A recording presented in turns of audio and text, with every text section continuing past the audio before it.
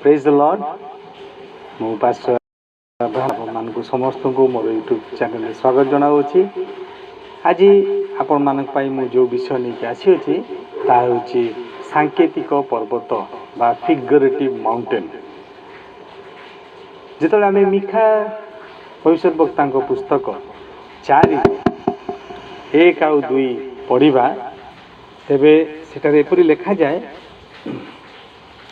मात्र शेष काल में एरूप घटिब सदाप्रभु गृहर पर्वतगणर शिखर उपरे स्थापित हेब और उपपर्वतगण अपेक्षा उच्चीकृत हेब आ गोष्ठीगण स्रोत परि तै मध्य को बही आसबे। पुणी अनेक गोष्ठी जाऊ जाऊ कहे तुम मैंने आस सदाप्रभु पर्वत को जाकुर परमेश्वर गृह को आम मैंने जाऊ तैरे से अपना पथ विषय आम को शिक्षा देवे और आम्भे मैंने ताहांको मार्गरे गमन करिबा। कारण सियोन ठारू व्यवस्था और जेरूसालेम ठारू सदाप्रभु वाक्य निर्गत हेब। Praise the Lord. एठारे एक पर्वत विषय लिखाई आउ शेष काल में एरूप घटो बोली भविष्य वक्ता पुस्तक में भावाणी होची। एरूप घटिब सदाप्रभु गृहर पर्वत गणर शिखर उपरे स्थापित हेब। पुणी अनेक गोष्ठी जाऊ जाऊ कहे तुम मैंने आस सदाप्रभु पर्वत को जाकुर परमेश्वर गृह को आम मैंने जाऊ। से पर्वत जाकुर परमेश्वर सदाप्रभुंकर जिहोबांकर मंदिर बोली बा गृह बा मंदिर बोली विख्यात हेब। आउ गोष्ठीगण स्रोत परि तै मध्य को बही आसबे।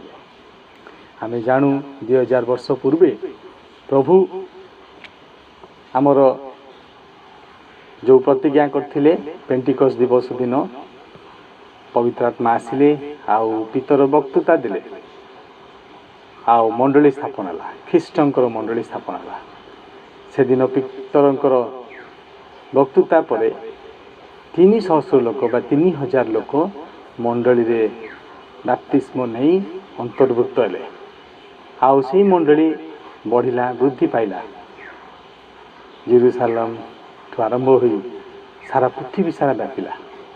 आउ गोटे छोट पत्थर जोटा कि दानिएल भविष्य वक्ता पुस्तक आम देखू दानिएल 2 नबूखदनेस्सर राजा को जो स्वप्न होता से छोट पत्थर से विराट का मूर्ति को भांगी चुरमार कला।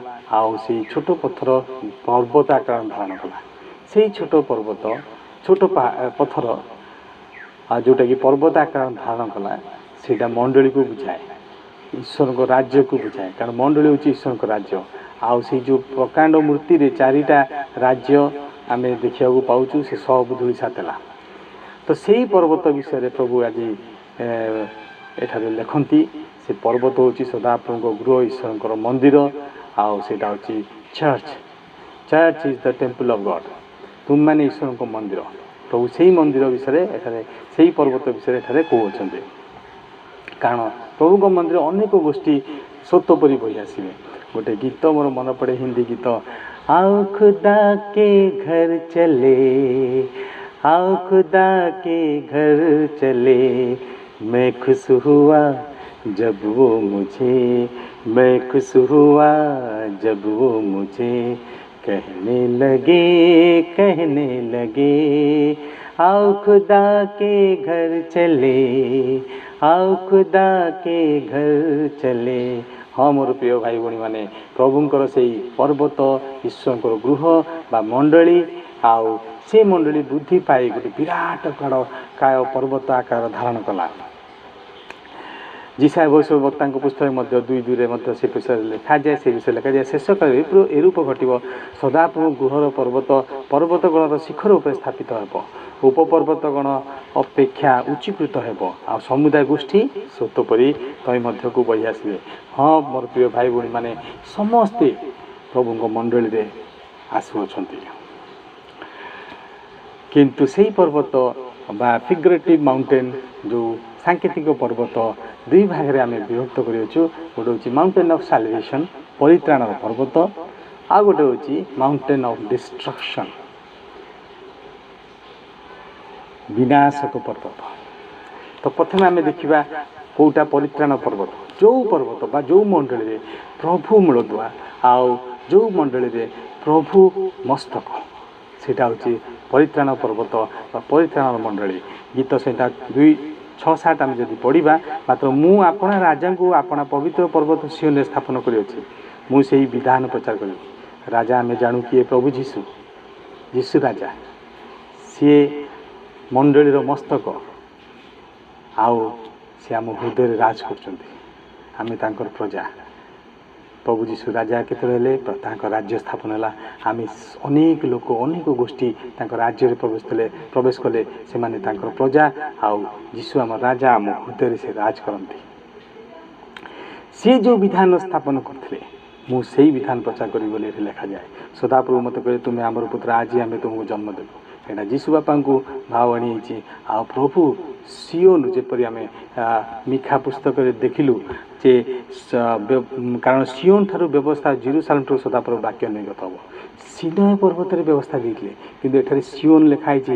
ପ୍ରଭୁ ଯୀଶୁ ସେଇ ସିଓନରୁ ଆସିଥିବା ସେ ବ୍ୟବସ୍ଥା ଆମମାନଙ୍କୁ ଦେଇଅଛନ୍ତି, ପ୍ରଦାନ କରିଅଛନ୍ତି। ଆଉ ଜେରୁସାଲେମ ଠାରୁ ସଦାପ୍ରଭୁଙ୍କର ବାକ୍ୟ ନିର୍ଗତ ହେଲା। ହାଲେଲୁୟା, ପ୍ରେଜ୍ ଦ ଲର୍ଡ। ପ୍ରଭୁ ଯୀଶୁ ଯେତେବେଳେ ପ୍ରଚାର କାର୍ଯ୍ୟ ଆରମ୍ଭ କଲେ, ସେଇ ନୂତନ ନିୟମକୁ ସ୍ଥାପନ କଲେ, ଆପଣା ରକ୍ତରେ ସ୍ଥାପନ କଲେ। ସେହି ନୂତନ ନିୟମ ବା ନୂତନ ନିୟମରେ ଯେଉଁ ସବୁ ବାକ୍ୟ ଲେଖା ହେଇଛି, ସେହି ସବୁ ବାକ୍ୟ ପାଳନ କରିବା, ସେହି ସବୁ ବିଧି ପାଳନ କରିବା ବିଷୟରେ ଏଠି ଲେଖାଯାଏ। କ'ଣ? ଆଜି ଆମେ ତୁମକୁ ଜନ୍ମ ଦେଲୁ, ମୁଁ ସେହି ବିଧାନ ପ୍ରଚାର କରିବି। ସଦାପ୍ରଭୁ ମୋତେ କହିଲେ, ତୁମେ ଆମର ପୁତ୍ର, ଆଜି ଆମେ ତୁମକୁ ଜନ୍ମ ଦେଲୁ। ଯିଶାୟ 28:16। ଏଥିପାଇଁ ପ୍ରଭୁ ସଦାପ୍ରଭୁ ଏହି କଥା କହନ୍ତି, ଦେଖ ଆମ୍ଭେ ଭିତ୍ତିମୂଳ ନିମନ୍ତେ ସିଓନ ଏକ ପ୍ରସ୍ତର, ପରୀକ୍ଷା ସିଦ୍ଧ ପ୍ରସ୍ତର, ଦୃଢ଼ ଭିତ୍ତିମୂଳ ସ୍ୱରୂପ ବହୁମୂଲ୍ୟ କୋଣର ପ୍ରସ୍ତର ସ୍ଥାପନ କରୁଛୁ। ଯେ ସେ ବିଶ୍ୱାସ କରେ ସେ ବିଚଳିତ ହେବ ନାହିଁ, ସେ ଚଞ୍ଚଳ ହେବ ନାହିଁ। ପ୍ରଭୁ ସେଇ ପର୍ବତର ବା ସେଇ ମଣ୍ଡଳୀ ରହୁଛନ୍ତି, ସେଇ ମୂଳଦୁଆ ବା ପ୍ରଧାନ କୋଣର ଭିତ୍ତିମୂଳ ବା ପ୍ରଧାନ ପ୍ରସ୍ତର। ଗୀତ 23:3 ମଧ୍ୟ ଲେଖାଯାଏ, ତୁମର ଦୀପ୍ତି ଓ ତୁମର ସତ୍ୟତା ପଠାଅ, ତା ମୋର ପଥ ପ୍ରଦର୍ଶକ ହେଉ, ଯାହା ତା ତୁମ ପବିତ୍ର ପର୍ବତରେ ଓ ତୁମ ଆବାସରେ ମୋତେ ପ୍ରବେଶ କରାଇବ। ସେହି ପର୍ବତରେ ପ୍ରଭୁଙ୍କର ବାକ୍ୟ ବା ନୂତନ ନିୟମକୁ ପ୍ରଚାର କରାଯାଉଛି। ସେହି ମଣ୍ଡଳୀରେ ନୂତନ ନିୟମ ଦ୍ୱାରା ବା ସେ ନୂତନ ନିୟମରେ କ'ଣ କ'ଣ ଲେଖା ହେଇଛି, ସେ ବିଧି ଆମେ ପ୍ରଚାର କରି ଅନେକ ଲୋକଙ୍କୁ ସେଇ ତା'ର ସେଇ ପବିତ୍ର ପର୍ବତରେ ଆମେ ପ୍ରବେଶ କରିବା ବିଷୟଟି ଲେଖାଯାଏ। କିନ୍ତୁ ପ୍ରଭୁ ଯେଉଁ ବାକ୍ୟ ଦେଲେ, ପ୍ରଭୁ ଯେଉଁ ନୂତନ ନିୟମ ନିଜ ରକ୍ତରେ ସ୍ଥାପନ କଲେ, ସେ ବିଷୟରେ ଯେତେବେଳେ ପ୍ରଚାର ନ କରି ପୁରୁଣା ନିୟମକୁ ପ୍ରଚାର କରାଯାଉଛି, ପୁରୁଣା ବ୍ୟବସ୍ଥାକୁ, ପୁରାତନ ନିୟମକୁ, ପୁରାତନ ବ୍ୟବସ୍ଥା ବିଧି ସବୁ ପାଳନ କରିବାକୁ ଯେଉଁ ମଣ୍ଡଳୀ ବା ଯେଉଁ ପର୍ବତରେ ପ୍ରଚାର କରାଯାଉଛି, ତାହାକୁ ବିନାଶକ ପର୍ବତ ବୋଲି ଜିରିମିୟ 51:25 ଲେଖାଯାଏ। ଆସନ୍ତୁ ପଢ଼ିବା ଜିରିମିୟ 51:25। ଜିରିମିୟ 51:25 ସେଟା ଲେଖାଗଲା। କ'ଣ ଲେଖାଗଲା? ହେ ବିନାଶକ ପର୍ବତ, ତୁମେ ସମୁଦାୟ ପୃଥିବୀକୁ ବିନାଶ କରୁଅଛ। ସଦାପ୍ରଭୁ କହନ୍ତି, ଦେଖ ଆମ୍ଭେ ତୁମର ବିପକ୍ଷ ଅଟୁ, ଆଉ ଆମ୍ଭେ ତୁମ ବିରୁଦ୍ଧରେ ଆପଣା ହସ୍ତ ବିସ୍ତାର କରିବା ଓ ଶୈଳରୁ ତୁମକୁ ଗଡ଼ାଇ ପକାଇ ଏକ ଦଗ୍ଧ ପର୍ବତ କରିବା। ପ୍ରେଜ୍ ଦ ଲର୍ଡ। ତ ଏଠି ଯେଉଁ ପର୍ବତ ବା ମଣ୍ଡଳୀ ବିଷୟ କୁହାଯାଉଛି, ତାହା ଏକ ବିନାଶକ ପର୍ବତ ବା ମାଉଣ୍ଟେନ୍ ଅଫ୍ ଡିଷ୍ଟ୍ରକ୍ସନ୍। କିପରି ସେ ମାଉଣ୍ଟେନ୍ ଅଫ୍ ଡିଷ୍ଟ୍ରକ୍ସନ୍ ହେଲା?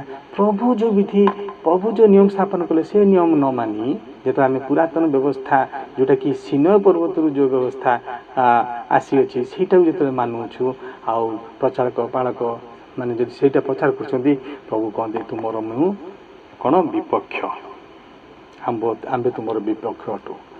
କାରଣ ପ୍ରଭୁ କହନ୍ତି ଏଭ୍ରି 10:9 ପ୍ରଭୁ ଗୋଟେ ବିଷୟ କହନ୍ତି, ଆପଣମାନେ ଦେଖନ୍ତୁ। ପ୍ରଭୁ ଯୀଶୁ ସିଓନରୁ ଆସିକି ପ୍ରଭୁଙ୍କର ସେଇ ନୂତନ ବ୍ୟବସ୍ଥାକୁ ପ୍ରଭୁ ସ୍ଥାପନ କଲେ। ତତ୍ପରେ ସେ କହନ୍ତି 10:9 ଏଭ୍ରିର ତତ୍ପରେ ସେ କହନ୍ତି, ଦେଖ ତୁମର ଇଚ୍ଛା ସାଧନ କରିବାକୁ ମୁଁ ଆସିଅଛି।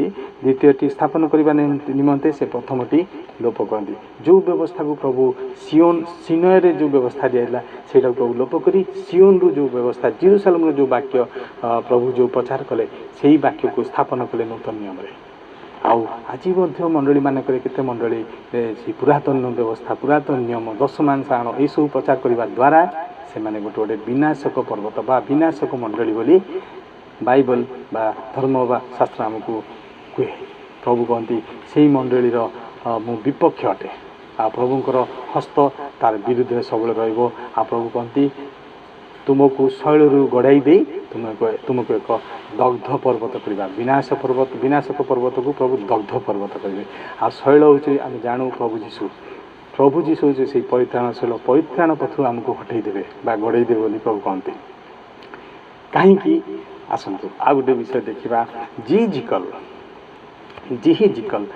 36 1 ରୁ 4 जितने आम पढ़ा सेठी प्रभु से विषयटा पूरा प्रांजल भाव कहती because mountain of Israel is in enemy position. कारण ये लिखा जाए प्रभुंकर पर्वत शत्रुर हस्तगत होइछि। जिकल 36 ରୁ 1 ରୁ 4 आम पढ़ा सेठा लिखा जाए आउ हे मनुष्य सन्तान तुम्हें इस्राएल पर्वतगण निकट भविष्य वाक्य प्रचार करी कह हे इस्राएल पर्वतगण तुम मैंने सदाप्रभु वाक्य शुण। प्रभु सदाप्रभु यही कथा कहती शत्रु तुम विरुद्ध कही भल है और से ही प्राचीन उच्चस्थली सकल आम मानकर अधिकृत है जो मंडली जो पर्वत प्रभुंकर शैतान शत्रु बोली लिखा जाए। शत्रु आम जानू किए शैतान कौन कहला भल है और से ही प्राचीन उच्चस्थली जो पर्वत गुराक प्रभुंकर से सबू से सकल आम मानकर अधिकृत है शैतान अधिकृत है। Mountain of Israel is in enemies position. प्रभुंकर पर्वत आज शत्रु हस्तरे शत्रु बा शैतान हस्तरे कि प्रकार शैतान हस्तरे शैतान किसी भंड प्रचारक पालक मान अच्छा जो मैंने कि मंडली रे भेदभाव मंडली रे विशृंखला मंडली रे झगड़ा मंडली रे पॉलिटिक्स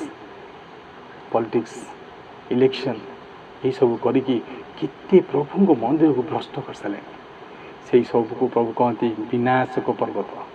से सबू पर्वतर विरुद्ध रे प्रभु कहते आम्भे तुमर विपक्ष अटू आ प्रभु से परित्राण शैली से गड़ाई देवे। मोर प्रिय भाई भणी मैंने आपण मैंने सावधान हो जातु आओ चिंता करंतु समीक्षा करंतु मु को मंडल अच्छी मु को पर्वत अच्छी मु विनाशक पर्वत अच्छी ना मु परित्राण पर्वत अच्छी मु माउंटेन ऑफ डिस्ट्रक्शन अच्छी ना मु माउंटेन ऑफ साल्वेशन अच्छी मु परित्राण मंडली अच्छी ना विनाशक मंडली अच्छी आज समीक्षा करिवार विषय। मोर प्रिय भाई भणी मैंने ये विषय को टे भल रूपे चिंता करंतु कारण आज जो विषय मुझे आपण मान नहीं आसी सांकेतिक पर्वत गोटे ओडिया गोटे गीत अच्छी पर्वत गण प्रति मु चाहिबी पर्वत गण प्रति मु चाहिबी केउठारु आसीब मो साहाय्य। सतरे जी रचक लिखिं से पहाड़ पर्वत को लिटराली जो पहाड़ पर्वत आम देखू से लक्ष्य कर लिखा जाए मंडली को लक्ष्य कर लिखाई पर्वत गणपति मु चाहिए मंडली प्रति मु चाहिए सेठू मोर साहाय्य आसो।